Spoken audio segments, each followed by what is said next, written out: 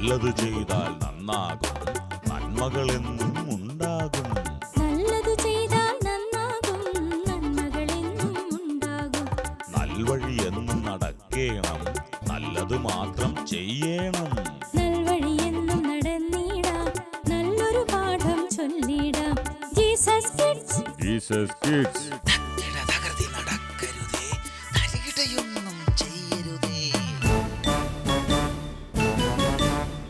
ഹൃദ്യമായ, നവ്യമായ, നിർമ്മലമായ ജീസസ് കിഡ്സിലേക്ക് സ്വാഗതം.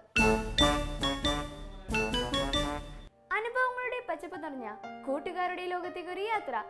നമ്മുടെ കൂട്ടുകാർ അവിടെ നമ്മെ കാത്തിരിക്കുന്നു. കാട്ടിലെ കൂട്ടുകാർ.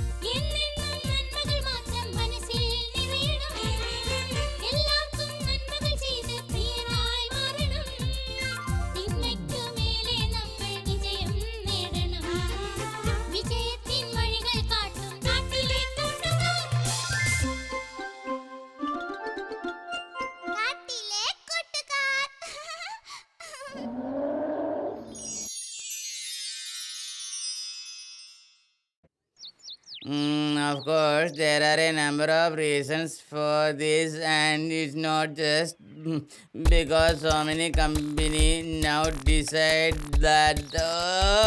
ഇതൊന്നും വായിച്ചിട്ട് എൻ്റെ തലയിൽ കയറുന്നില്ലല്ലോ. ശേ, എക്സാം വരുന്നത്. നന്നായി ഒരുങ്ങി തോറ്റുപോകും. പ്രകൃതി രമണീയമായിരുന്നു പഠിച്ച തലയിൽ കയറുമെന്ന് ആരാ പറഞ്ഞത്? ഒരൊക്കെയുടെ മൂട്. എൻ്റെ ഈശ്വര, റിവിഷൻ കഴിഞ്ഞിട്ടില്ല. പരീക്ഷയ്ക്ക് തോറ്റാലേ പിന്നെ വീട്ടിൽ കയറാൻ പറ്റത്തില്ലല്ലോ. ഏതെങ്കിലും വിധത്തിൽ പരീക്ഷ ഒന്ന് പാസ്സാക്കണം. അതിനിപ്പോൾ തുണ്ടുകടലാസിൽ എഴുതി കോപ്പി അടിച്ചാലോ? അതാവുമ്പോൾ പിന്നെ അധികം റിസ്ക് ഇല്ല. അതല്ലെങ്കിൽ പിന്നെ പുസ്തകം വെച്ച് നോക്കി എഴുതാം. പക്ഷേ അത് ഭയങ്കര റിസ്ക്കാ. ചേട്ടാ, ഇതിലേതെങ്കിലും ഒന്ന് തെരഞ്ഞെടുക്കണം. എന്തായാലും റിസ്ക് എടുത്തേ പറ്റൂ. ആ റിസ്ക് ചേട്ടാ ഒന്നും പറയണ്ട, ഒന്നും തല കേറുന്നില്ലെന്നേ. തലയിലുണ്ടായിട്ട് ഗംഭീരട്ട് എന്താ പറഞ്ഞത്? നല്ലപോലെ പഠിക്കണമെന്ന് പറയായിരുന്നു. ആക്കിയതാണെന്ന് മനസ്സിലായി. പരീക്ഷയ്ക്ക് ജയിക്കാൻ ഒരു വഴി പറഞ്ഞതാ എന്റെ ഗംഭീരേട്ടാ. അതാണ് ആവശ്യം. ഞാനിപ്പോ എന്ത് വഴിയാണ് പറഞ്ഞു തരേണ്ടത്? അത് പറ. എന്തായാലും നേരായ വഴി ഗംഭീരേട്ടൻ പറഞ്ഞു തരില്ലെന്ന് എനിക്കറിയാം. അത് നീ എനിക്കിട്ടൊന്ന് താങ്ങിയതാണല്ലോ. അയ്യോ ഗംഭീരേട്ടാ, അതല്ല.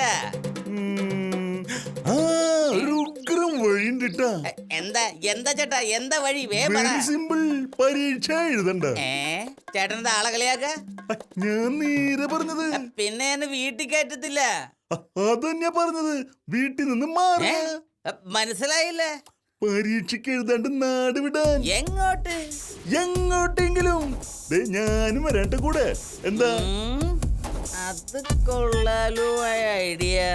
പക്ഷേ നാട് വിട്ടാൽ എങ്ങനെ ജീവിക്കുക? അത് വല്ല ഹോട്ടലിലോ അങ്ങനെ എന്തെങ്കിലും കമ്പനിയിലൊക്കെ ജോലി ചെയ്ത് ജീവിക്കാന്ന്. അതൊക്കെ ഒരു റിസ്ക് ഉള്ള പരിപാടിയല്ലേ. പരീക്ഷ എഴുതാതെ രക്ഷപ്പെടാൻ തൽക്കാലം അതുള്ളൊരു മാർഗം. പിന്നീട് കൈ നിറയെ കാശുമായിട്ട് വലിയ കോടീശ്വരനായി തിരിച്ചു വരുമ്പോഴേ പഴയതാരോർക്കില്ല. ഇനിയിപ്പൊ ഞാൻ പറഞ്ഞിട്ട് നാട് വിടാനെന്ന് നിക്കണ്ട. വേറെ ആരോടെങ്കിലും ഒന്ന് ചോദിച്ചു നോക്ക്. അപ്പോഴേക്കും ഞാൻ റെഡി. പറഞ്ഞത് ശരിയാ. Idea super idea, best.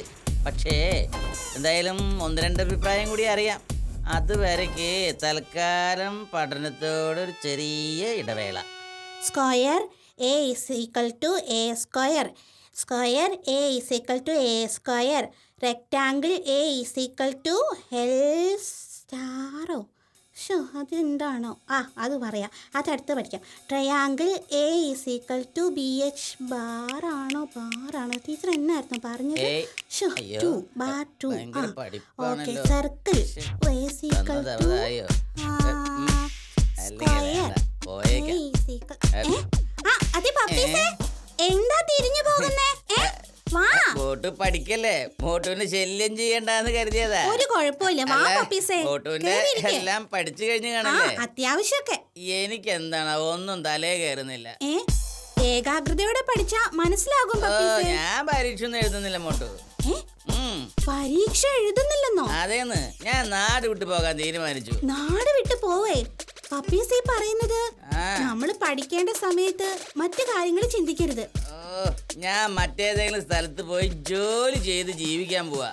പപ്പീസേ എന്താ ഈ പറയുന്നേ? ശരിക്കും ആലോചിച്ചാണോ ഈ ഞാൻ പറയുന്നേ? ആലോചിച്ചു മോട്ടു. ദേ പപ്പീസേ, ഒളിച്ചോട്ടം ഒന്നിനും ഒരു പരിഹാരമല്ല. മോട്ടുവിന്റെ അഭിപ്രായം പറ.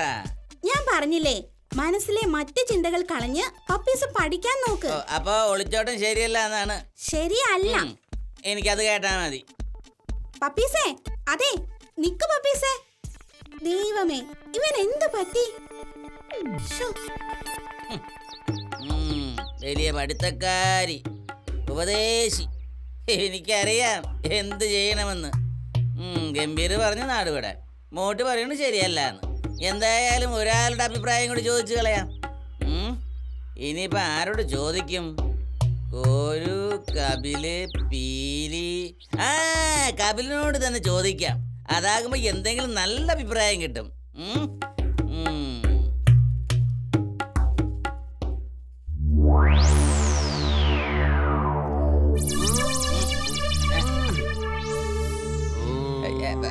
എന്തെങ്കിലുമൊക്കെ പറ.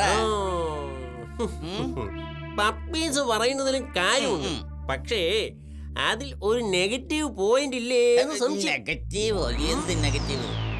ടെൻഷൻ അടിക്കണ്ട, ഞാൻ ഒരിക്കലും പഠിക്കാൻ പറയില്ല. പഠനം നമ്മുടെ സമയത്തെ നശിപ്പിക്കും. പക്ഷേ പണം അത് നമ്മുടെ സൗഹൃദത്തെ ബിൽഡപ്പ് ചെയ്യും. അതൊക്കെ ഒന്നും മനസ്സിലായില്ലല്ലോ. പറയാം. പപ്പീസ് നാട് വിട്ട് ജോലി ചെയ്ത് കാശുണ്ടാക്കുമ്പോൾ പപ്പീസിനൊപ്പം കുറെ കൂട്ടുകാരുണ്ടാവും. ജീവിതം ഹാപ്പി, ലൈഫ് ഈസ് ബ്യൂട്ടിഫുൾ. അപ്പോ ഞാൻ പരീക്ഷ എഴുതാതെ നാട് വിടണം അല്ലേ? പരീക്ഷയേക്കാൾ പണത്തേക്കാൾ ലൈഫാണ് വലുത്. ജീവിതം ആസ്വദിക്കണമെങ്കിൽ പണം വേണം, പണം. Money is the most important fact in the life. Understand? Okay okay okay okay, I can understand. പിന്നെ നമ്മുടെ ഈ ഫ്രണ്ട്ഷിപ്പ് ഒന്നും മറക്കരുത്. നെവർ നെവർ, ഒരിക്കലുമില്ല. പൂജ്യതമായ ഒരു തീരുമാനം എന്താ ഞാൻ പോട്ടെ. ആശ്വാസായി. ഇവനൊക്കെ എവിടെ എത്താൻ ഓന്തോടിയാ വേലിയോളം. കപില്, ഗംഭീർ രണ്ടാളുടെ അഭിപ്രായം നാട് വിടാൻ. മോട്ട് മാത്രം ഉപദേശം. എന്തായാലും ഭൂരിപക്ഷം അഭിപ്രായം മാനിക്കാം. പരീക്ഷ എഴുതാതെ നാട് വിടാം. അതെ പീലി, ഇനിയിപ്പോ പീലിയോട് കൂടി ചോദിക്കാം. പീലി, പീലി. അതെ അതെ അതെ അതെ, ആട്ടെ പീലി, ഈ നാട് വിടുന്നതിനെ കുറിച്ച് പീലിയുടെ അഭിപ്രായം എന്താണാവോ? അതായത് ഒളിച്ചോട്ടം. ഒളിച്ചോട്ടം എന്ന് പറഞ്ഞ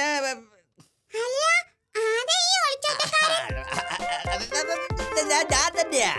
പരീക്ഷന്ന് രക്ഷപ്പെടാൻ മറ്റേതെങ്കിലും സ്ഥലത്തേക്ക് ഒളിച്ചോടുക.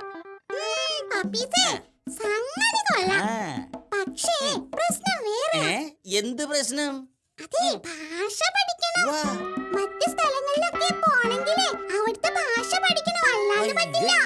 അതെങ്ങനെ പഠിക്കും?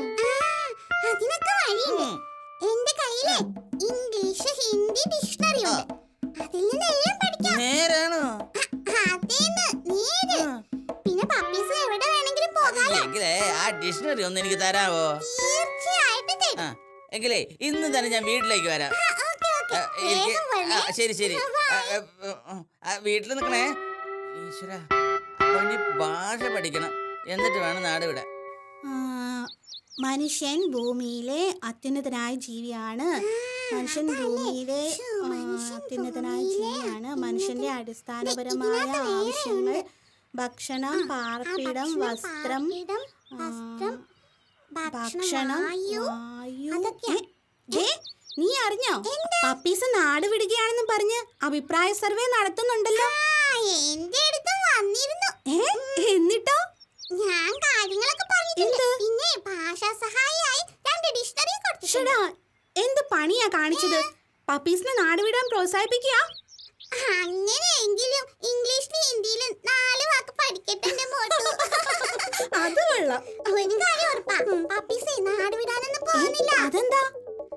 അതൊക്കെ ഉണ്ട്, അതൊക്കെ ഉണ്ടെന്ന്.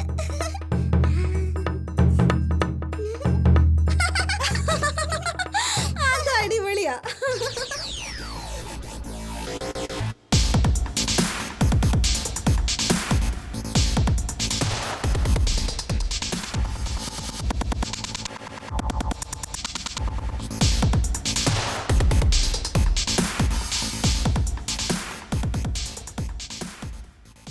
എന്റെ അമ്മോ, ഇത് കാണുമ്പോ തന്നെ പേടിയാവുന്നു.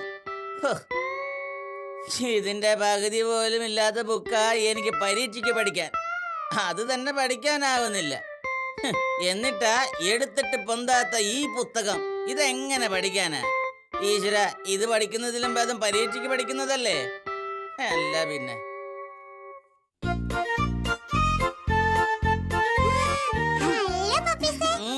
പരീക്ഷയൊക്കെ എങ്ങനെ ഉണ്ടായിരുന്നു? വെരി ഈസി, എളുപ്പം. ഇപ്പൊ എങ്ങനെയുണ്ട് ഞാൻ പറഞ്ഞത് പപ്പീസേ? എന്റെ പൊന്നു കൂട്ടുകാരെ, ഞാൻ ആലോചിക്കുക, ഞാൻ എന്തൊരു അബദ്ധമാ കാണിക്കാൻ പോയത്. എന്താ അബദ്ധം പപ്പീസേ? പരീക്ഷയ്ക്ക് നന്നായി എഴുതിയില്ലേ? നന്നായി എഴുതി സാർ. അത് എഴുതാൻ കാരണം ഇവരാണ്. അറിയാം, എല്ലാം എന്നോട് ഈ മോട്ടുവും പീലിയും പറഞ്ഞു.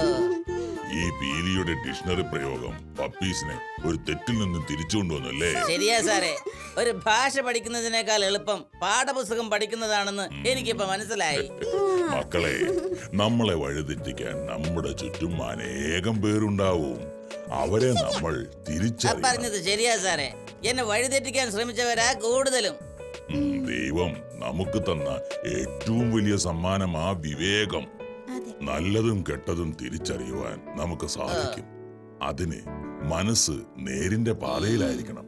തെറ്റായ ഉപദേശം തന്നവരെ പോലും ആ പാതയിലേക്ക് തിരിച്ചു കൊണ്ടുവരാൻ നമുക്ക് കഴിയും. അല്ല പപ്പീസേ, ഈ പീലി തന്ന ഡിക്ഷണറി എന്തിയെ? അത് ഞാൻ എന്റെ കൂടെ ഒളിച്ചോടാൻ പ്ലാൻ ചെയ്ത ആ ഗംഭീറിന് കൊടുത്തു. അവൻ പഠിച്ചോണ്ടിരിക്കുക. പറഞ്ഞു തീർന്നില്ല, ഗംഭീർ എത്തിയല്ലോ. വരുന്നു ഗംഭീർ. പീലിയുടെ ഡിക്ഷണറി തലയിലിരിക്കണു. തലയിൽ ഭാരവുമായി മറ്റാരെയോ വഴിതെറ്റിക്കാൻ പോകുന്നത് കാണുമ്പോ ചിരി സഹിക്കാൻ കഴിയുന്നില്ല.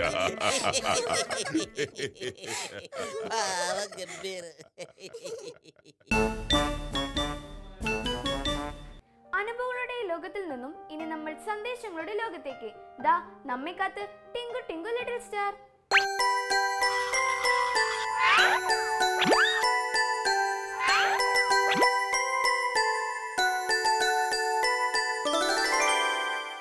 ഹായ് കൂട്ടുകാരെ. Hi Tinku. Hi uncle. Hi കൂട്ടുകാരെ. ഓക്കെ ടിങ്കു, ഇന്ന് ഈ കൂട്ടുകാരോട് എന്ത് വിശേഷമാണ് നീ പറയാനായിട്ട് പോകുന്നത്? എനിക്ക് ഒരുപാട് വിശേഷം അറിയാനുണ്ട്. ആണോ? എന്ത് വിശേഷം പറയാനുള്ളത്? യേശു ചെയ്ത ആ. അത്ഭുതങ്ങളെക്കുറിച്ച്. ഓ, യേശു കർത്താവ് ചെയ്ത അത്ഭുതങ്ങളെക്കുറിച്ചാണ് ഇന്ന് ടിങ്കു നമ്മളോട് പറയാനായിട്ട് പോകുന്നത്. ആട്ടെ, എത്ര അത്ഭുതങ്ങൾ ചെയ്തെന്നറിയാമോ? എനിക്കറിയാം തന്നെ. ഓ, അത് ശരി. ഏതൊക്കെ അത്ഭുതങ്ങളാണെന്നറിയാമോ? എനിക്കറിയാം. എന്തൊക്കെയാ? രോഗികളെ സൗഖ്യമാക്കി. ആ, രോഗികളെ സൗഖ്യമാക്കി. പിന്നീട് എന്തൊക്കെയാ ചെയ്തത്? കണ്ണ് കാണാത്തവരെ കാഴ്ചയുള്ളവരാക്കി. ഓക്കെ, ശരി. പിന്നെ മരിച്ചവരെ ഉയർപ്പിച്ചു. ആ, മരിച്ച ആളുകളെ ഉയർപ്പിച്ചിട്ടുണ്ട്. ഓക്കെ, പിന്നെ യേശു ചെയ്ത ആദ്യത്തെ അത്ഭുതം എന്താണെന്നറിയാമോ? എന്താണ്? അതറിയത്തില്ല? എനിക്ക് ഓർമ്മയുണ്ട്. ഒന്ന് ഓർത്തു നോക്കി. ഏതാണെന്ന് ഓർത്തു നോക്കിയേ. ഞാൻ നോക്കണ്ടേ? ആ, കിട്ടി. എന്താ ആദ്യം ചെയ്തത്? എന്താ? കാനാവിലെ കല്യാണത്തിന് പച്ചവെള്ളത്ത് വീഞ്ഞാക്കിയത്. ആ, പച്ചവെള്ളത്ത് വീഞ്ഞാക്കിയത്. ശരിയാണ്. അപ്പൊ ടിങ്കുവിന് അറിയാം അല്ലേ? അറിയാം. Okay okay. അവിടെ എന്തുകൊണ്ടാണ് അത്ഭുതം നടന്നതെന്നറിയാമോ? അതറിയത്തില്ല. അവിടെ നമ്മൾ ഇങ്ങനെ വായിക്കുന്നുണ്ട്, യേശുവിനെയും ശിഷ്യന്മാരെയും ആ കല്യാണത്തിന് ക്ഷണിച്ചിരുന്നു. യേശുവിനെ ക്ഷണിച്ചുകൊണ്ടാണോ? അതെ, അല്ലെങ്കിൽ ആ വീട്ടിലെ അവസ്ഥയൊന്ന് ചിന്തിച്ച് നോക്കിയേ. ആ കല്യാണത്തിന് ഏറ്റവും വിശേഷമായ ഒന്നാണ് വീഞ്ഞെന്ന് പറയുന്നത്. അതൊരു പാനീയമാണ്. അത് തീർന്നാൽ വളരെ മോശമായ ഒരഭിപ്രായമാണ് ആ വിവാഹത്തെക്കുറിച്ച് ആളുകൾ പറയുക. പക്ഷേ യേശുവിനെ അവിടെ ക്ഷണിച്ചതുകൊണ്ട് അവിടെ വലിയൊരു അത്ഭുതം നടന്നു. എന്തൊക്കെയാണ് നടന്നതെന്നറിയാമോ? എന്തൊക്കെയാണുള്ളത്? ഞാൻ പറഞ്ഞു തരാം. പ്രധാനമായും 3 കാര്യങ്ങൾ നടന്നിട്ടുണ്ട്. എന്താ താങ്കൾ? അവിടെ ഒരു ഉപയോഗമില്ലാത്ത, ആ സ്ഥാനത്ത് യാതൊരു പ്രയോജനമില്ലാത്ത ഒരു കാര്യമാണ് വെള്ളമെന്ന് പറയുന്നത്. പക്ഷേ ഉപയോഗമില്ലാത്തതിനെ ഉപയോഗമുള്ളതാക്കി മാറ്റി. അത് ശരിയാണ്. അതെ, നമ്മുടെ ജീവിതത്തിലും യേശുവിനെ ക്ഷണിച്ചാൽ നാം ഉപയോഗമില്ലാത്തവരാണെങ്കിൽ യേശു നമ്മെ ഉപയോഗമുള്ളവരാക്കി മാറ്റും. പിന്നെന്താ ഉണ്ടായത്? പിന്നെ ഉണ്ടായതോ? അത് ഞാൻ പറഞ്ഞു തരാം. അവിടെ ഈ വെള്ളത്തിന് എന്തെങ്കിലും കളറുണ്ടോ? ഇല്ല ഇല്ല. പക്ഷേ യേശു കർത്താവ് എന്ത് ചെയ്തു? അത്ഭുതത്തിലൂടെ അതിന് കളറായി. അതായത് ഒരു നിറവുമില്ലാത്തതിനെ നിറമുള്ളതാക്കി മാറ്റി. നമ്മുടെ ജീവിതവും വികൃതമായിരിക്കാം, മറ്റുള്ളവർ ഇഷ്ടപ്പെടണമെന്നില്ല. പക്ഷേ യേശു നമ്മുടെ ജീവിതത്തിൽ വന്നാൽ നമ്മെ ദൈവത്തിന് ഉപയോഗപ്പെടുത്തും. മാത്രമല്ല, അവൻ നമ്മെ നല്ലൊരു അവസ്ഥയിലേക്ക് കൊണ്ടുവരും, എല്ലാവരും ഇഷ്ടപ്പെടുന്ന ഒരവസ്ഥയിലേക്ക്. സക്കായിയുടെ കഥ കേട്ടിട്ടുണ്ടോ? സക്കായി ആരായിരുന്നു? ആളുകൾ ഇഷ്ടമില്ലാത്ത. അതെ, ആളുകൾക്ക് ഒട്ടും ഇഷ്ടമില്ലാത്ത ആൾ. അദ്ദേഹം ചുങ്കം പിരിക്കുന്ന ആളായിരുന്നു. പക്ഷേ യേശു തൻ്റെ ജീവിതത്തിൽ വന്നപ്പോൾ തൻ്റെ ജീവിതത്തിൽ ഒരുപാട് മാറ്റങ്ങൾ വന്നു. മറ്റുള്ളവർ അവനെ സ്നേഹിക്കുവാനായിട്ട് തുടങ്ങി. അതുപോലെ നമ്മുടെ ജീവിതവും നിറമില്ലാത്ത അവസ്ഥയിൽ നിന്ന് നിറമുള്ള അവസ്ഥയിലേക്ക് യേശുവിനെ കൊണ്ടുവരാനായിട്ട് സാധിക്കും. അതിനുവേണ്ടി നാം എന്ത് ചെയ്യണം? യേശുവിനെ ക്ഷണിക്കണം. ഓക്കെ, അപ്പം ഒന്ന്, ഉപയോഗമില്ലാത്തത് ഉപയോഗമായി മാറി. നിറമില്ലാത്തത് നിറമുള്ളതായി മാറി. മൂന്നാമതായി, മധുരമില്ലാത്തത് മധുരമായി മാറി. അതെങ്ങനെയാണ്? അതെ, വീഞ്ഞിന് നല്ല മധുരമാണ്. പക്ഷെ വെള്ളത്തിന് പ്രത്യേകിച്ച് വല്ല മധുരമുണ്ടോ? ഇല്ല.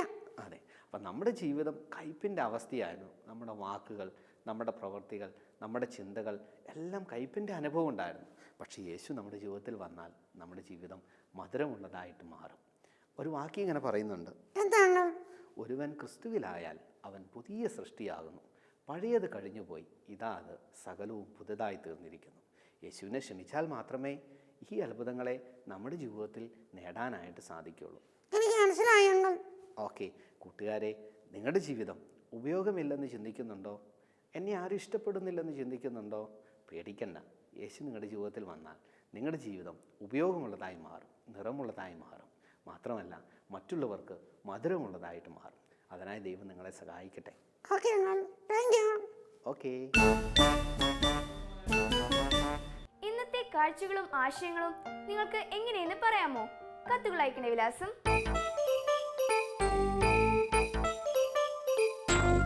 ഞങ്ങളുടെ വിലാസം: the producer, Jesus kids, Shalom TV, Peruvannamuzhi PO, Kozhikode. Pin code 673528. ഇനി പഠനത്തിന്റെയും പ്രാർത്ഥനയുടെയും കാലം. അടുത്ത തവണ നമ്മൾ കാണുന്നത് വരെ വിടാ.